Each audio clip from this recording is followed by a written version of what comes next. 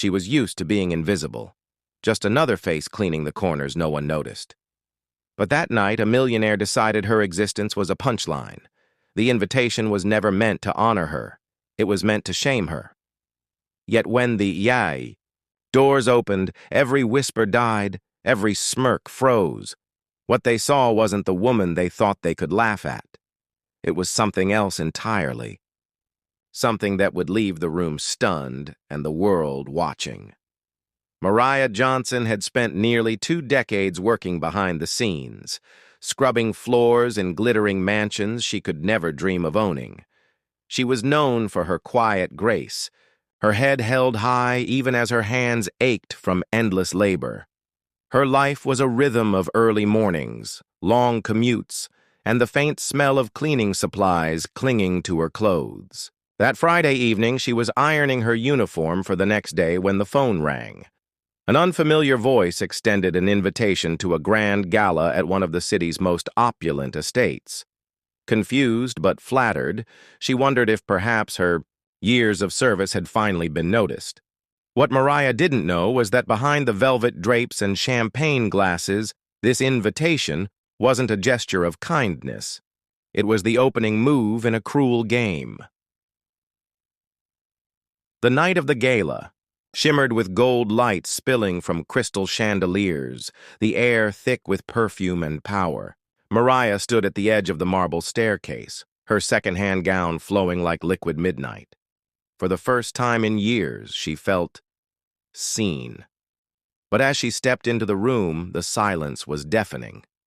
Conversations faltered, eyes narrowed.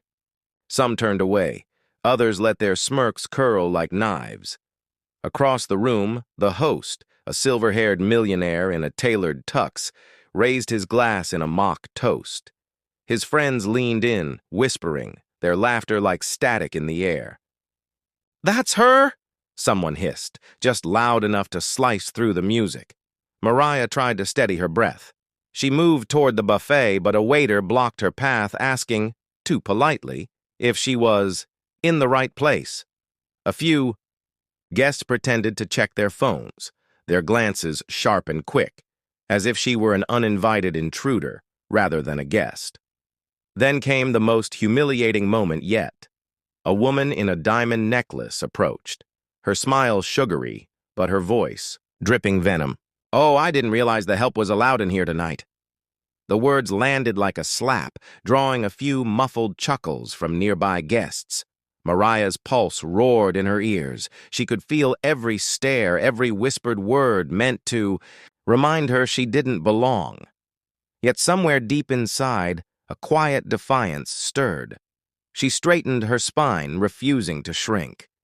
But as the music swelled and the host clinked his glass again, signaling some grand surprise, Mariah realized the real cruelty of the night was still waiting, hidden behind that smirk, ready to unfold before the entire room. The host's voice boomed through the speakers, dripping with mock grandeur. "Ladies and gentlemen, allow me to introduce our special guest for the evening." A spotlight cut across the room, pinning Mariah in its harsh white glare. Gasps rippled through the crowd, not because of her dress, not because of her presence, but because they finally realized the punchline. A slideshow flashed onto the massive screen behind the host. Candid photos of Mariah cleaning toilets, scrubbing floors, bent over buckets, her face caught mid-wipe.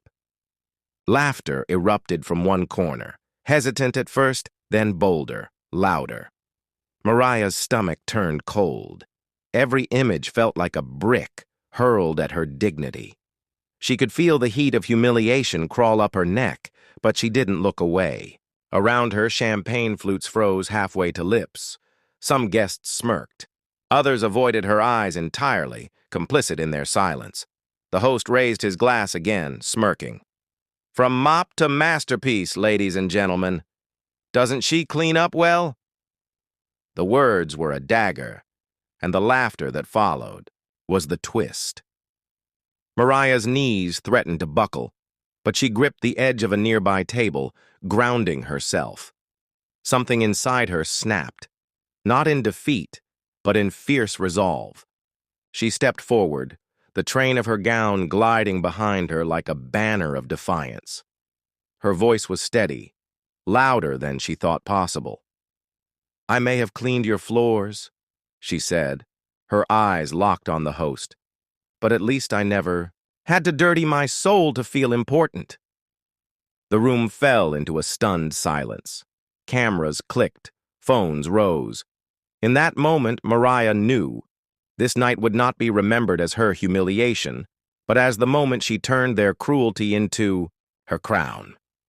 The host never recovered from the silence that followed Mariah's words. One by one, the smirks faded, replaced by uneasy glances. A few guests tried to clap, others shifted uncomfortably, but the moment had already changed.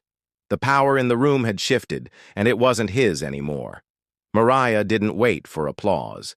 She turned, head high, and walked toward the exit, not with shame, but with the quiet pride of someone who refused to be broken. Outside, the night air felt different. Free. She had come into this place as a target, but she was leaving as a symbol. In the days that followed, videos of her defiant stand spread online.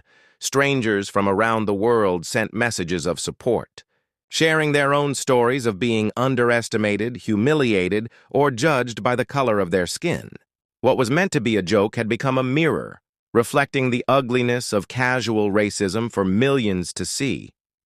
But Mariah knew her story was just one among countless others, many without cameras, many without applause.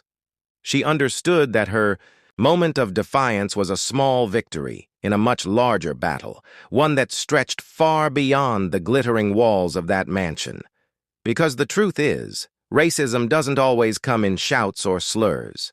Sometimes it comes in smiles, in toasts, in rooms that laugh while someone's dignity is being stripped away. And until we stop finding excuses for it, the cycle will keep turning.